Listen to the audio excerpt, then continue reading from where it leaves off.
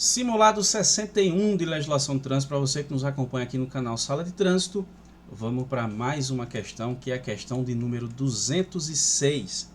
A questão do número 206 é aquela de natureza da infração, né?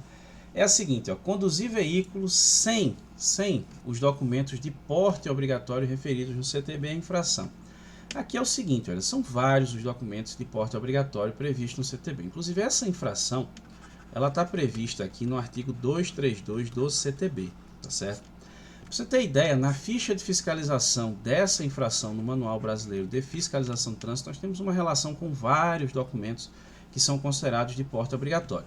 Quais seriam os principais aqui para efeito legal? Seria a CNH e o documento do veículo, né? O CRLV em seu formato digital, tá bom? Esses dois documentos, eles são considerados de porte obrigatório. Aí você diz, não, mas eu não posso ser dispensado do porte deles. Você pode ser dispensado do porte desses documentos, mas existem regras para isso. Ó. Por exemplo, lá no artigo 159 do CTB, o parágrafo 1º-A, nós temos aqui uma previsão de dispensa do porte da CNH.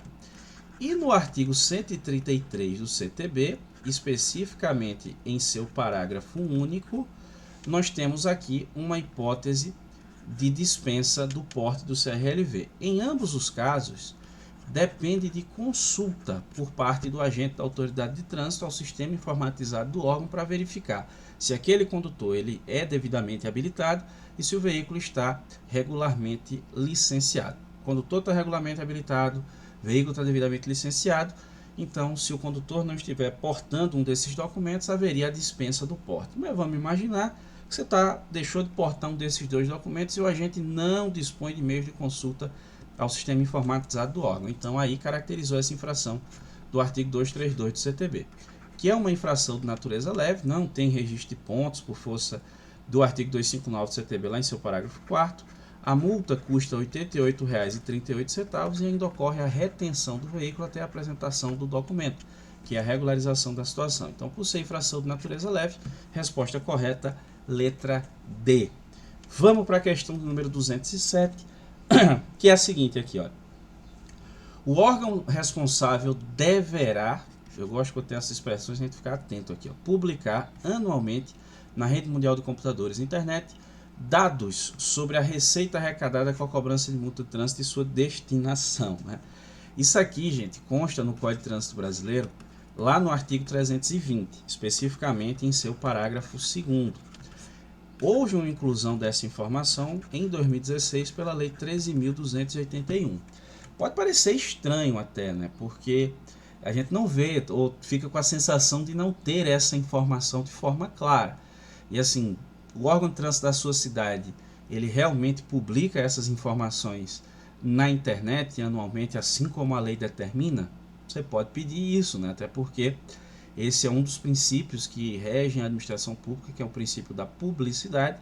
Além do mais, existe uma previsão expressa no parágrafo 2º do artigo 320 do CTB que determina que essas informações devam ser disponibilizadas pelo órgão de trânsito. Você pode solicitar esse tipo de informação. Mas assim, em relação à afirmativa em si, saiba que ela está correta. Beleza? E vamos para a terceira e última questão desse vídeo, que é a seguinte. Os veículos prestadores de serviço de utilidade pública referidos no inciso 8 do artigo 29 do CTB, identificam-se pela instalação de lanterna especial para prestação de serviço não removível composta por luzes rotativas ou intermitentes de cor amarelo âmbar, que é aquele meio alaranjado, né?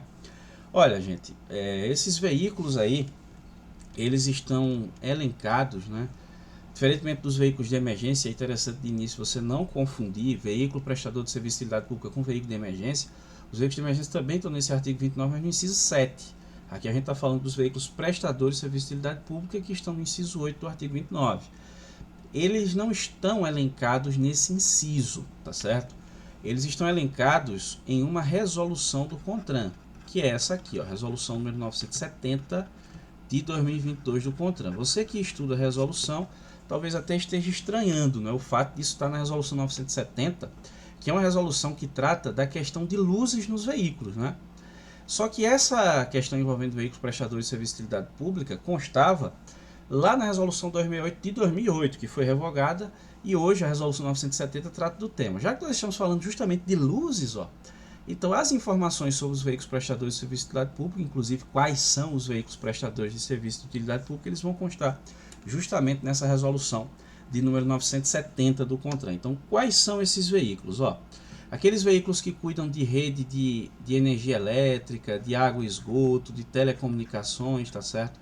Então, vocês vão encontrar esses veículos, vão ser um deles, né, que são considerados veículos prestadores de serviço de utilidade pública. Aqueles veículos que também trabalham na questão da manutenção de sinalização viária, por exemplo, né, também vão estar inseridos nesse rol aqui. O veículo de socorro mecânico, né, popularmente chamado de guincho, também vai estar inserido nesse rol. Os veículos que são destinados aqui ao transporte de valores, né, popular carro forte, vão estar inseridos nesse rol também. Também vão ser considerados aqui aqueles veículos que fazem serviço de escolta de carga indivisível, entra nesse rol também. Caminhão do lixo, desde que a serviço da administração pública, porque eu estou enfatizando que ele precisa estar a serviço da administração pública. É porque de repente pode ser que tenha um caminhão do lixo que seja de uma empresa privada, que faça coleta em uma empresa, em outra empresa, em um condomínio, então não é a serviço da administração pública. Se ele não está a serviço da administração pública, ele não entra nesse rol aí, o caminhão do lixo, né? E tem também aqui os veículos que trabalham na manutenção de redes metroferroviárias, tá certo? Eles também entram nesse rol. Então esses são os chamados veículos prestadores de serviço de utilidade pública. Esses veículos, né, eles têm direito, diferentemente dos veículos de emergência, eles têm direito a livre parada e livre estacionamento, né? Desde que a prestação de serviço seja na via. Então, eles precisam estar devidamente identificados e tudo mais, compostos por essas luzes aí, como você está vendo na questão, luzes não removíveis, rotativas ou intermitentes de cor amarelo âmbar, que é aquele meio alaranjado, é a cor da seta do seu carro, por exemplo, né? Aquilo ali é amarelo âmbar, né? Mas a afirmativa em si, ela está correta, tá certo? Então, questão correta aí sobre os veículos prestadores de serviço de utilidade pública. Então, olha, tem nessa resolução 970 o rol e essas regrinhas aí. Aí, você quiser dar uma conferida um pouco mais detalhada, você vai lá na resolução 970, você vai ver, inclusive, em que situações ou quais desses veículos podem utilizar essas luzes em movimento, quais não podem, enfim, tem várias regras lá.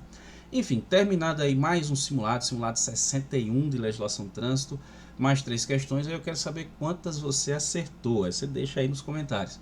Se você ficou com dúvida também, concorda com algo, discorda de algo, fique à vontade, vá deixando aí nos comentários, que a gente vai trocando informação e vai aprendendo todo mundo junto, tá certo? Aproveito também convidar você a acompanhar os demais vídeos aqui no canal, você que às vezes está acompanhando somente o simulado, dá uma conferida que tem outros temas aqui também que a gente aborda, tá bom? Agradeço muitíssimo a você que me acompanhou até aqui, um grande abraço e até a próxima.